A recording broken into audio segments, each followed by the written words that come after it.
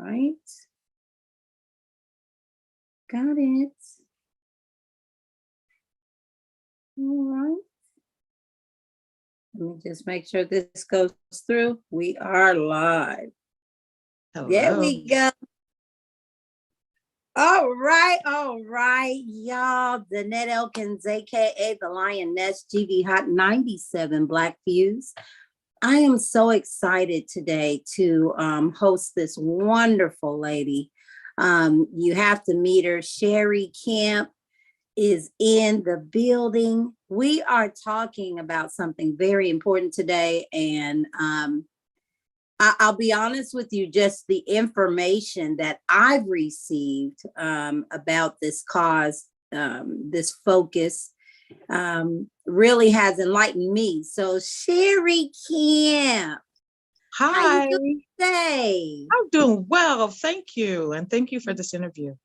Oh man, we try to stay current in Topeka news, Black media, Right. So for thinking of us to even sit down with us today. So tell us a little bit about who you are, and your credentials, because that really means a lot to what Okay. we're going to talk about today. Okay. So first of all, I am a historian and a genealogist. I do history. I've been doing it for like over 30 years. I have degrees, but I don't really like to talk about that because it's really, person to person.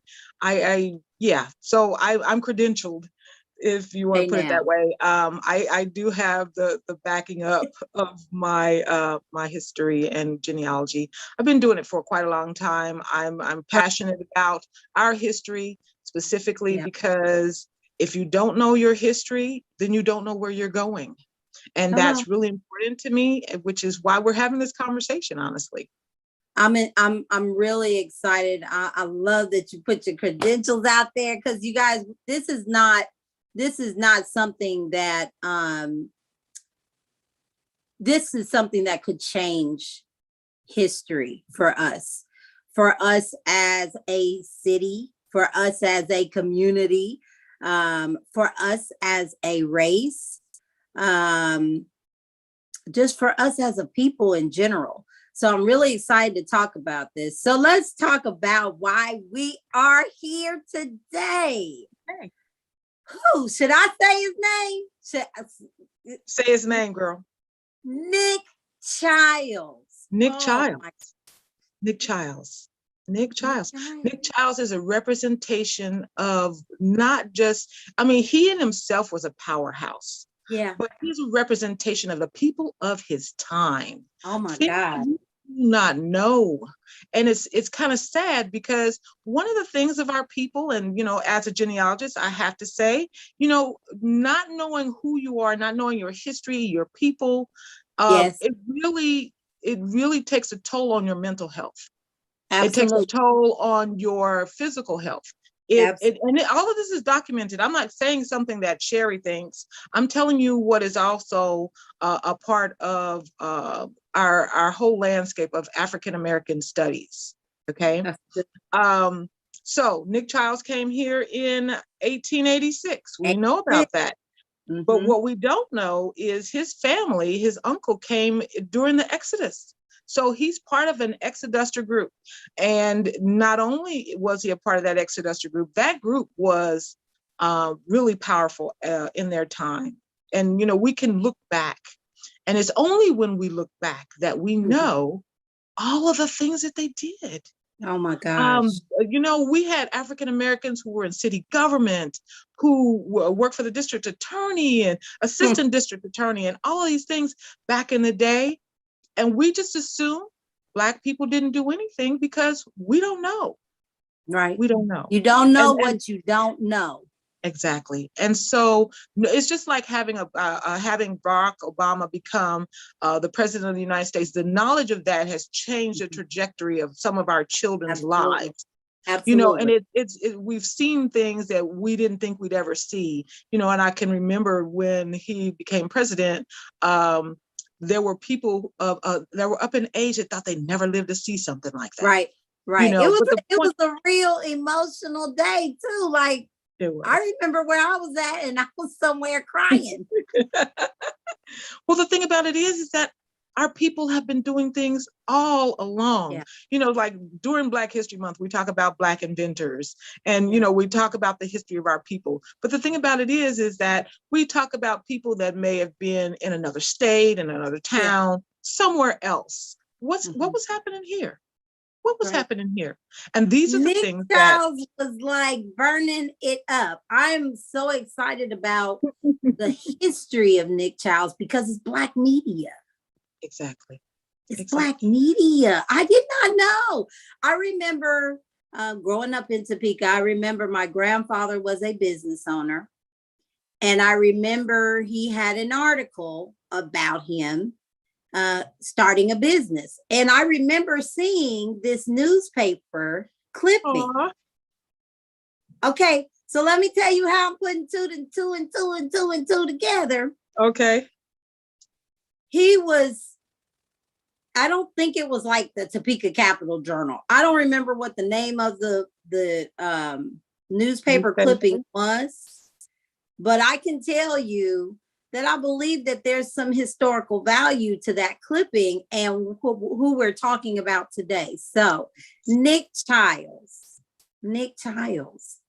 Talk to me about his legacy. Talk to me about what he means to Topeka, the community, us as a race. Right. Okay, so first of all, he was very enterprising. He had lots of businesses. He had a restaurant, he had a hotel, he had a newspaper. What we remember most about him is his newspaper, because the newspaper, The Plain Dealer, it started in 1899. And while he died in 1929, his family continued the paper on to 1958. And it told the news of not only Topeka, but Kansas City and the surrounding area. Okay, so it told, and this is the thing that I think African Americans don't understand, is that there was a pipeline. So whatever was happening with African Americans was in the Black newspapers. He didn't have the only Black newspaper. We had the Kansas City Call. He actually bought the Topeka Call, and it became the Plain Dealer. But we have all of this Black enterprising, businesses that most people think didn't occur. Urban renewal and a lot of things that changed the Black communities, changed how we see things looking backwards. But that doesn't erase that it happened. It just erased our memory of it happening. Wow. So wow. We just have all of these things that he did. He was an activist. He ran for Congress. I mean, he ran against what's his name? Oh shoot, I forgot his name already, but it'll come back to me. Charles Curtis. Okay. He had dialogue with him. He's like, dude, you're not doing what you need to be doing for us, so I'm running against you. He talked to people. He used his newspaper as an opportunity to say the things that we needed said. Yeah. He was our voice. That's awesome. And that was really important, because he did not have any qualms about saying what he thought. Oh, what would he say today? What would he say? Oh, I think he would be all over everything that's happening now. So let's kind of go back just a little bit. So absolutely. During the time that Nick Childs was coming up in Topeka in business, he wasn't the only one. He was part of a group of people, the exodusters that came here, who settled here, who wanted a better life, who wanted to improve the lot of our race. Amen. And that was the most important thing. And he exemplified that. He wasn't the best character on some of our Christian themes, but he grew. And that's, that's all it requires, right? Right. If we're willing to grow, if we're willing to change and do better and be better, then that's what's more important than all of the things that he might have done earlier. Like he ran liquor. Yeah. And I think that's one of the ways that he built up his income. But the thing about it is that wasn't new. It was happening in every sphere of our culture. It wasn't just Absolutely. this one African American, Yeah, but he came through it and used it to pull himself up by his bootstraps, if we want to use that term, and actually improve what was happening in his community. that's good. That's good. So fast forward a little bit, Mm-hmm. because we know Nick Childs was an entrepreneur. We know he was a voice. He was a activist. He was a builder. He was a an entrepreneur. He was a creator, Creator. if you will. So let's talk about this time that we're in now. Okay. So there was 3 buildings that I believe is tied to this, correct? Yes. Mm-hmm. And now the buildings have come up for demolition. There is a proposal to demolish them. There's a proposal. There's a proposal, and the reason why is the idea is that they're not structurally sound, and that hasn't been proven. In fact, I've not seen the report myself personally, but I hear that there is a report that says the buildings can be repaired. It's just that they have been sitting in what we call demolition by neglect. When you acquire a building, if you want to protect it, then you do something we call mothballing that seals it up, make sure water's not coming in, make sure that it's not continually deteriorating. And if you don't do that, then you're demolishing it by neglect. And so that's kind of the situation that we find the buildings in on Southeast 7th Street between the courthouse and Effigy Plaza. And so what I know the next question is, what's the whole big deal about these buildings? Well, my thought is What's the big deal? That's where we going. So the Nick Childs buildings, and that's what we're calling them, are a vestige, the only physical evidence of African Americans downtown. It's an opportunity for us to tell ourselves, because many of people of our generation don't know. Many people in the generation previous to us don't know. And for sure, our children don't know. So when we start talking about people knowing who they are so that they know where they're going, if we can tell our story, if we can have vestiges of our story present with us, then we have a better opportunity of raising up a generation that are secure in themselves, that know who they are and know where they're going. Ooh-wee. Shania Ward says this is good info. It absolutely is good info. And for us to know where we're going, like you said, we got to know where we came from. And I think that we can't lighten, we can't just kind of toss out the memory of, especially if these 3 towns are these 3 buildings are the only buildings that represent us in the whole downtown. What's the fight? What do we want? What's the end game? Well, the end game basically, and I am not the authority by any means. I'm a historian, and I'm concerned about our history. I'm concerned about preserving our history. That's what I'm about. That's the important thing to me. The end game would be to preserve them so that they tell the story, that we can send our grandkids downtown or take them downtown and say, hey, let me tell you about this person. Let me tell you what these buildings represent. And it's a physical embodiment of a man and a culture that we have that's vanished. And it's really so much like what's happened across our world, our country. Let's talk about our country only.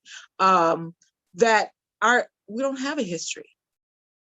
We don't have a history. It's been systematically removed because it wasn't important. We weren't important. And we have to decide that we're important enough to stand up for what's important to us. In our history, we have to decide we want to preserve it. And some people might say, well, you don't need the buildings to do that. But you know what? Why not? Mhm. Why not? Why wouldn't we want to have a vestige of our people downtown, because they were really a very important part of our city, a large part of our city. It's not that way anymore. There, things have changed, Yeah. and it looks like there was no Black influence on our city, on our downtown, and on our people. And that's just not true. And by Right. having these buildings in existence, it shows you, it's a physical evidence that yes, we do have history. It's not locked away in a museum somewhere. Yeah. It's right here for you to see physically. And so That's that's really my thought, is that, it's nice that whatever happens inside the buildings, that's really not as important to me personally as actually having the buildings say this belonged to a Black man who did some really important things in our city. that's good. So what are they proposing to do with that space now with those buildings? What's Okay, on the so yeah, right now the buildings are 3 stories. There are 2 of the buildings are 3 stories, and one is, I think, a 1 story or maybe 2 story. I Where think do 1 they sit? story. I'm sorry? Where are they physically located? They're physically located between 100 and 112 and 118 Southeast 7th Street, like between Effigy Plaza and the courthouse on 7th Street, facing south. And these buildings are, as I say, 3 stories. Several of them are 3 stories. And the architecture is really kind of cool, actually, I think. And I think they should be preserved. Because they are a vestige of history. They were built in 1886, or I'm sorry, yeah, thereabouts, 1886. And the whole thing is the top floors are not in the best repair. And so the question is what to do about them. So what the current owners want to do is knock them down and then put in a restaurant. There's a breezeway that they're envisioning that might be able to be a place to say something about Nick Childs on the walls, I think, in a courtyard type area. But my thought is, okay, so first of all, you have to know my feelings about the buildings in Topeka. There have been some really beautiful buildings in Topeka that have been demolished. Right. Our original courthouse, our original city hall were beautiful buildings that are now what you see now, that are like, they're old now because okay, let me put it this way. So what is old is new again, right? So we have antiques, and we love antiques because they're Right. antique, and they're Right. they're built with a structure and the architecture that has that gives it interest. And then you get to a time period where we have the buildings that are downtown now that don't have that same kind of architecture or same kind of interest, and so that's one of the things to me. It's like, architecture is beautiful. Why don't we preserve it specifically just because of the architecture? So some of the things downtown are being torn down specifically, to make way for newfangled stuff, and Yeah, I'm just I was gonna not. say, It takes I away was just gonna the say, I know heritage of. downtown is really working on revitalizing the image of downtown, more party-ish, more social outings. Um, so what are they proposing goes in this place where these buildings are? Restaurants. A Oh, taco restaurant, as a matter of fact, is, from what I understand, a we taco can't get a restaurant. soul food restaurant. No, let me stop. We Nick can't Childs get had a soul nannies food in there. restaurant. Come on now. They wrong. Well, the thing about it is we have options, Yeah. and so hopefully everything will go, well. That the people who own it now will negotiate something that will be that will be pleasing to everyone. That's my hope, and then I'm kind of standing on that. What would that be? I mean, what's our end game? Do we want to keep the buildings? We want to preserve the buildings? You know, do we want other Black entrepreneurs to go into those buildings? What's our end game with that? That would be a great idea. Actually, before the buildings were vacated, there were Black businesses in them. You Oh, know, wow. I'm trying to think of the name of the Black clothing store. There was a hairstylist there. Okay. And let's see, the International IBSA, International Black Student Okay. Association was in there. So it really did live up to what was originally there. It just has to, but I think people have to sit down at the table and negotiate. I I would like agree. to see Black businesses there. I would like to see you know, some vestige of maybe Black culture, Black museum, Black, you know, something to tell Hmm. the things that we don't see in Hmm. downtown. There's such a huge story. I can't even begin to tell it all. I mean, we're talking some decades of time that African Americans did a lot of things in Topeka. You know, we talk about the Exodus, and most people think their mind goes to Nicodemus, but the Exodus was live and in Topeka. You Hmm. know, Nick Childs was part of that Exodus. We have people that are living today whose family were part of the Exodus. But people live here in Topeka. Right. So, you know, there's just so much that we need to say and do and learn, still learning, Yeah. because it wasn't something that was passed down. Because once you wipe away the physicality of our history, Hmm. people stop talking about it. That's People real. don't, it's just not real anymore. And that's why these buildings are so important to me, that we need to be able to continually tell our story Yeah. and continually have something to tell that story around. Right. So of course, you know, I gotta play both sides. Okay. Mm-hmm. So, you know, the owners are saying, well, I don't want to keep the property because it's structurally unsound and da da da da. And then, you know, you have some people say, well, why can't we just get some bricks and, you know, make a memorial to Nick Childs and I'll be happy and, you know, and move through this. So tell me why would we want to, as I say, stand in front of a wrecker and make sure that these buildings stay? I think you know, you made a good point about our history. You made a great point about us being a part of downtown and a part of that downtown culture. But because we're now talking to others, you know, about Mm-hmm. joining in the fight, and we'll Mm-hmm. talk about how to do that here in a little bit. But why should we? And not, I'm not just talking to African Americans here, I'm talking Right. to the community. Right. Why should we as a community stand in front of this and say, hey, we need to preserve these buildings? This is a representation to me of what's happened to our culture just across the board. You Mm-hmm. know, if we want to talk about and nobody wants to hear the word slavery and all of the things that, you know, the outcroppings from that, the things that we still live with today. We want to pull ourselves up by our bootstraps, or, you know, we want to be proud of who we are, make our children or help our children to be proud of who they are. We need something something to make that happen. And what do we have?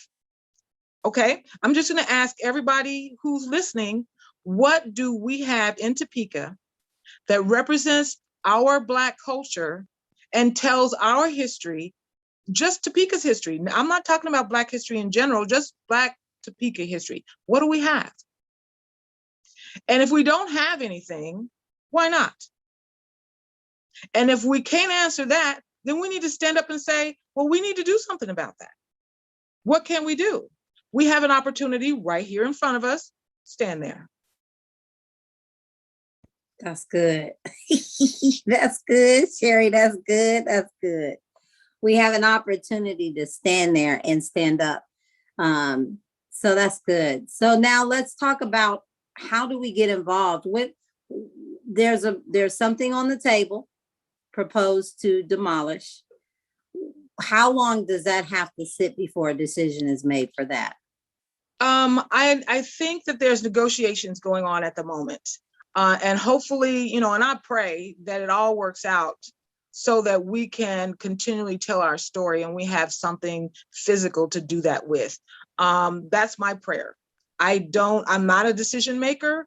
I am just a person who is interested in who we are and being able to tell more about who we are, and specifically about Nick Childs and his whole generation, the people that came here to make their lives better, to make our lives better. And we're not even going to talk about a question as to whether or not our lives are better. That's another question, another story. But the point of it is that I'm staying away from that one, y'all. I'm staying away. Okay. But the point of it is we need to think about. Oh, I was talking about the people who are sitting at the table. My prayer is that they do come to an agreement that will be happy for everyone, and happy for our city, and happy for our future. Because Topeka has a big future. We have a great past and we have a great future. We just need to grapple with how we're going to negotiate it. We're looking towards the UNESCO being a UNESCO designation. And I would like to see the Nick Childs buildings be a part here, physically here, telling that story during the time that we're telling that UNESCO story of Brown v. Board, okay? The civil rights story, because it's a part of that civil rights story. Right. Okay. That these are just the things that I see in a bigger picture. And we need to really have a bigger picture of who we are. So back to the negotiation table. If we could negotiate how we can tell this story, keep the buildings, that would be great. That would be great. And that's what I'm looking for. Who's at the table for that? Is there somebody at the table that I'm really not the person at the tables, but I can tell you that the people that own the buildings are looking at people who have interest in keeping the buildings. And so I know that the family is involved. Nick Childs' legacy, his family, and I'm not sure who all else is involved, but I know that they're going to or are talking and trying to work something out. And I just pray that it's something that works well for all involved. And I'm sure that something can come. We just need to be willing to have that outcome, I guess. Absolutely. Is there a petition or something going around? Yes, and I wanted to do that next. So you can look, you can Google Save Nick Childs Buildings. There's a petition that you can sign. You can write letters to the city council. You can join us on Facebook. We have a Save Nick Childs Buildings page on Facebook. Just find the Save Nick Childs Buildings and you will be able to find out what more you can do. Right now, as I say, there's negotiations. We want people to let the city know, to let the owners know that this is important to us. And the more people that sign the petition, the better off we'll be. That's the vestige of saying this is important. Those signatures on that petition say to the cities, say to the owners, this is important to us. Please save these buildings. Yeah, I agree. And I think, I'm challenging entrepreneurs out there to come up with a plan, grab some people and collaborate and find a way to save these buildings and find something useful for the community to do with these buildings. So Sherry Camp, is there any last closing statements you'd like to put out there? I just want to say thank you for this opportunity to talk about Nick Childs, and we've just barely skimmed the surface. There's so much more to say, so much more to know, and in the coming days, weeks, and months, we'll be saying more and more about Nick Childs. If you go to our Facebook page, you'll learn more because we're constantly putting out information about Nick Childs and what he has done in our city and what he's done actually across the country. He wasn't just a Topekan, he was, national. and international, actually. So Absolutely. there's lots of stories, lots of things to learn. And that's really the bottom line. We need to know who we are. Learn Yeah, about McChilds, because that helps you to learn more about just Topeka, who we are in Topeka. absolutely. And you don't know what you don't know. That's So that being said, thank you, Sherry Camp. She's a community activist. She is a historian. She's something to be reckoned with in this city. So we thank you Thank you. definitely for sitting down with us here at GV, and we just wanted to help spread the word, and anybody that wants to get involved, you're more than welcome to go to their Facebook page, Save Nick Child's Buildings. Also, you can reach out to Sherry Camp. She is on social media, as well as Rodney Harmon, who has a lot to do with this venture. And also reach out to your councilman. We got some new ones. They might have some fresh voices that can speak boldly about this. So reach out to your council person. Be involved. Get involved. Get And involved. don't forget about our history. Don't forget about who we are. Don't forget about what we've accomplished. And don't forget about what we've been able to contribute. That's So, right. as always, y'all, Sherry Camp, Danette Elkins, aka the Lioness, thank you for tuning in this morning. Please share this with a friend. If there's somebody that you know doesn't know, share it. Okay. So, God bless y'all. All right. Thank you, Miss Sherry. We appreciate you. Bye. All right.